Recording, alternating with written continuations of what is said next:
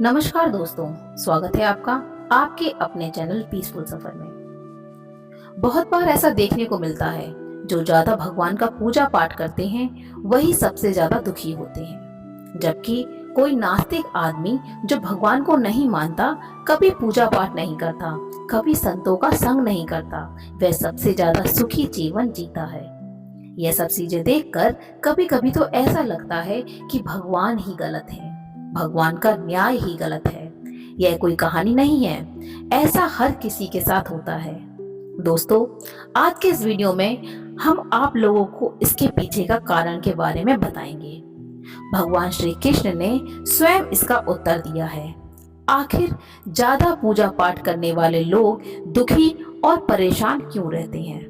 इसका उत्तर भगवान श्री कृष्ण ने श्रीमद् भागवत गीता के माध्यम से बड़ी स्पष्टता के साथ बताया है।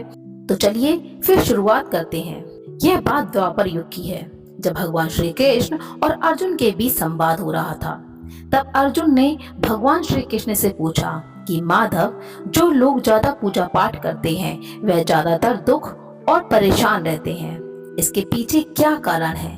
जबकि जो लोग भगवान का नाम भी नहीं लेते, भगवान का स्मरण बिल्कुल भी नहीं करते और हमेशा गलत कार्य में लिप्त रहते, उन लोगों को मैं सुखी देखता हूँ। इसके पीछे का रहस्य मुझे समझाने का प्रयास करें। तब भगवान श्री कृष्ण ने एक छोटी सी कहानी के माध्यम से अर्जुन को इसका उत्तर दिया। आइए जानते हैं उस छोटी सी कहानी के बारे में। एक गुरु के दो शिष्य थे, दोनों ही पढ़े लिखे विद्वान थे।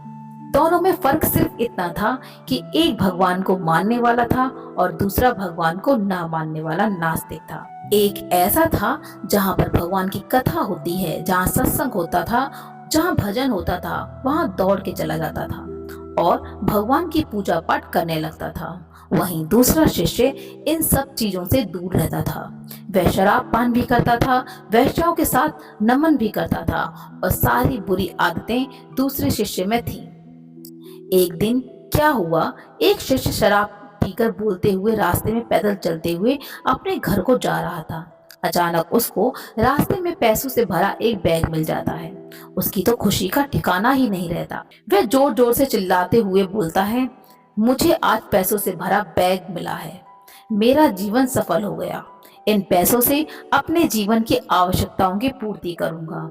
वहीं दूसरा मित्र मंदिर में भजन करते हुए अपने घर को जा रहा था। अचानक उसकी पैर में एक बड़ी कांटा चुभ गया और रक्त निकलने लगा। ठीक उसी समय दूसरा शिष्य भी वहीं पहुंचता है और हंसते हुए बोलता है, क्यों तुम ही हो ना जो सबसे ज्यादा पूजा पाठ करते हो, भगवान का भजन करते हो? क्या दिया तुम्हारे भगवान ने तुम्हें? मुझे देखो, मैं कभी मंदिर नहीं गया और ना ही मैंने कोई भी अच्छा काम किया है। मेरे घर में भगवान का मंदिर भी नहीं है और मैंने कभी अपने घर में सत्यनारायण का कथा भी नहीं कराई है। भगवान के सामने कभी माथा नहीं टेका। फिर भी मैं कितना संपन्न हूँ, अमीर हूँ, मेरे पास पैसों की कोई कमी नहीं है। सबसे ज्यादा सुखी जीवन मैं ही जी रहा हूँ। अच्छे शिष्य को उसकी बात चुभने लगी। उसके मन ही मन विचार किया, हाँ, यह तो सच बोल रहा है। मैं कितना पूजा करता हूँ और वह कुछ नहीं करता, फिर भी कितना सुखी है। इतना सोचते हुए वह अपने गुरु के पास चला जाता है और यही प्रश्न गुरु से करता है। गुरुजी मुस्कुराते हुए बोले, भगवान जो करते हैं अच्छे के लिए ही करते हैं। जिसकी जैसी योग्यता होगी उसको उसी के अनुसार फल देते हैं। तब तुम्हारे प्रश्नों का उत्तर तुम जानते हो। भगवान ने तुम्हारे पैर में ही क्यों चुभाई कांटे और उसको पैसों से भरा हुआ बैग क्यों मिला?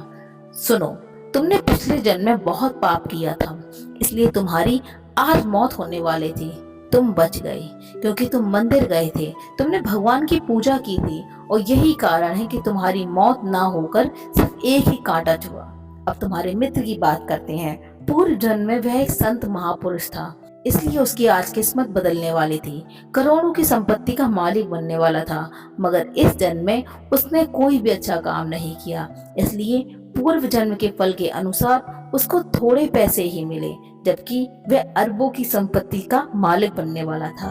भगवान को दोष देना छोड़ दो, अपने वर्तमान के समय का सदुपयोग करो, भविष्य अपने आप सुधर जाएगा। इस प्रकार उसकी आंखें खुल गईं और वह फिर से अपनी पूजा पाठ में लग गया। जब हम प्रार्थना करते हैं, ईश्वर हमारे कहने से ज्यादा सुनता है। जितना हम पूछते हैं उससे ज्यादा जवाब देता है। जितना हम कल्पना करते हैं उससे ज्यादा उसे समय में और अपने तरीके से देता है। समय का चक्र बहुत तेज चलता है, इसलिए ना तो बल का अहंकार करें, ना ही अपने धन का।